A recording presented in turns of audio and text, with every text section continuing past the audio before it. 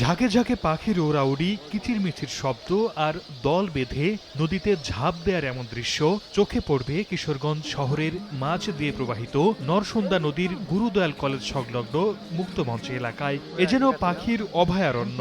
নদীতে নেই স্বচ্ছ জল, ছেয়ে আছে কচুরিপানায়, তবুও কমতি নেই অতিথি পাখির। ইংল্যান্ডের নর্থ হ্যাম্পশায়ার, সাইবেরিয়া কিংবা অ্যান্টার্কটিকার তীব্র শীত থেকে বাঁচতে সেপ্টেম্বর অক্টোবরে দল বেঁধে বাংলাদেশ সহ দক্ষিণের কম শীতের দেশে আসে অতিথি পাখি।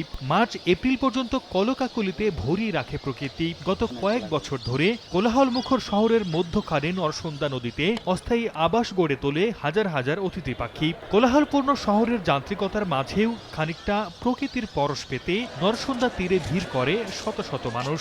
পাখিগুলো দেখার পরে আমাদের মনটা যদি খারাপও থাকে, আমরা শহরের আশেপাশের লোক দেখলে মনটা ভালো হয়। এগুলোকে সচরাচর তো আমরা দেখতে পাই না, এগুলোর কিচিরমিচির কিংবা ওদের বসে থাকা এগুলো আমরা অনেক উপভোগ করি। এই পরিবেশটি ধরে রাখার জন্য আমার মনে হয় প্রশাসনকে একটু নজরদারি করা উচিত। খালটা যদি খনন করা হয় তাহলে মনে করেন পাখিরা নির্দিষ্টভাবে বসতে পারবে, মানুষ উপভোগ করতে পারবে। এদিকে ঝোপঝাড় আর আবর্জনার ভাগাড়ে অতিথি পাখি আবাস গড়লেও পাখিদের জন্য ক্ষতিকর বলে মনে করেন বিশেষজ্ঞরা।